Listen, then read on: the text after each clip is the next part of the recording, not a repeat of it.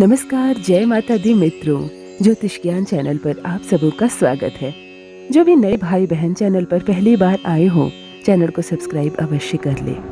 मित्रों, एक दिया खुशहाली का। मेरी बहनों, मेरी माताओं, जो दिया जलाती हैं आप अपने घर में, अपने पूजा रूम में, तुलसी के पिंडे पर या मंदिर में, जब तक जलता है दिया, समृद्धि आती है आपके द्वार। दिया जलने से कई नकारात्मक शक्तियों का नाश होता है। आपके घर में सुख आती है, शांति आती है। हम जो मनोकामना करते हैं, कभी कभी हम अपने मनोकामना के नाम पर भी एक दिया जलाते हैं। कहते हैं घी का दिया लगातार जले और आप संपूर्ण दिए को जलते हुए देखें और देखते वक्त अपनी कामना मन में रखें तो वह अवश्य पूर्ण होता है। ये तो सुख की बात हुई, ये तो शांति की बात हुई। क्या गलती करती हैं मेरी बहनों, क्या गलती करते हैं आप मेरे भाइयों, जो आने लगती है शारीरिक कष्ट आपके। यदि आप कुंवारे हैं और तब कर रहे हैं यह गलती, तो आपके अकेले के शरीर को भोगना पड़ता है। कभी कमर दर्द, कभी पाँव का दर्द, कभी सर दर्द, तो कभी अंदर की कोई बीमारी। यदि आप शादीशुदा हैं तो पति और पत्नी दोनों को गुजरना पड़ता है शारीरिक कष्ट से, मानसिक कष्ट से। झेलना पड़ता है आपको दुख और तकलीफ। दिया जलाते वक्त भूल कर भी ना करें यह गलती।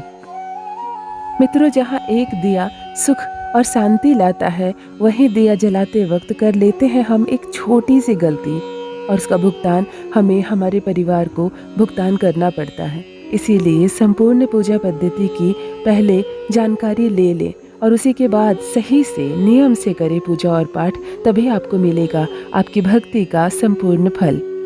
आज आपको बताने जा रही हूँ इस वीडियो में कैसे एक दिया आपके घर में समृद्धि लाता है। और वही दिया यदि जलाते वक्त नियम में करती हैं मेरी बहनों थोड़ी सी भी चूक, यह एक गलती जो नाश कर देता है आपकी भक्ति का और आपके घर में नाना प्रकार की बीमारियों का स्वागत करता है। आपको शारीरिक कष्ट उठाना पड़ता है, दुख झेलना पड़ता है। जान लेते हैं वो कौन सी एक छोटी सी गलती है जो अक्सर लोग कर बैठते हैं।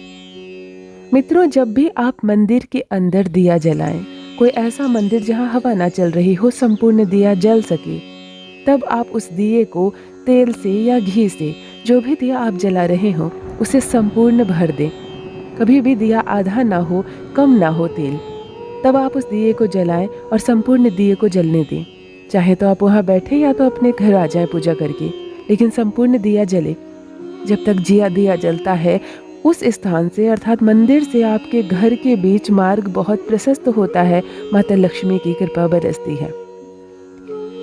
किंतु यदि आप दिया किसी खुले स्थान पर जला रहे हो, तुलसी के पिंडे पर जला रहे हो, मंदिर के बाहरी भाग में जला रहे हो, पीपल के वृक्ष के पास जला रहे हो, या किसी नदी किनारे या किसी भी ऐसे स्थान पर जला रहे हो जो स्थान खुला हो, हवा चल रही हो, जहाँ दिया अधिक देर तक ना जले, या आप किसी ध्वजा के नीचे जला रहे हो जहाँ आपको परिक्रमा करनी हो, तो मित्रों ध्यान रखें मेरी एक बात, आप दिए में तेल या घी इतनी कम भरें, केवल धागे को या रुई की बाती को भिगो लें और तभी उसमें जलाएं।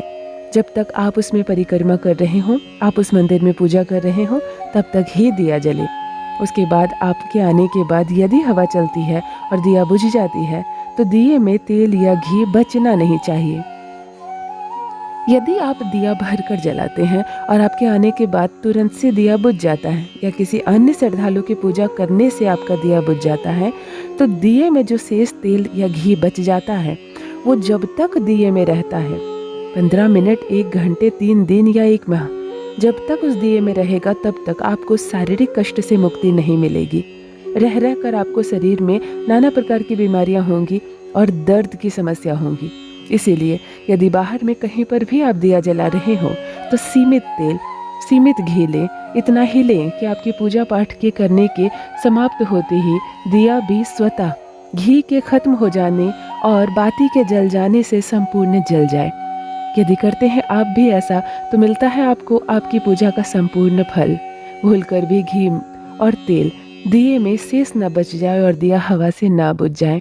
मेरी बहनों, ध्यान रखें इस छोटी सी गलती का और देखिए कैसे आपको आपकी भक्ति का संपूर्ण फल प्राप्त होता है और आपके परिवार के सदस्य भी हमेशा स्वस्थ रहते हैं। आपको भी कोई शारीरिक कष्ट नहीं सताएगा यदि दिया जलाते वक्त आप करेंगे ये छोटी सी गलती का निराकरण।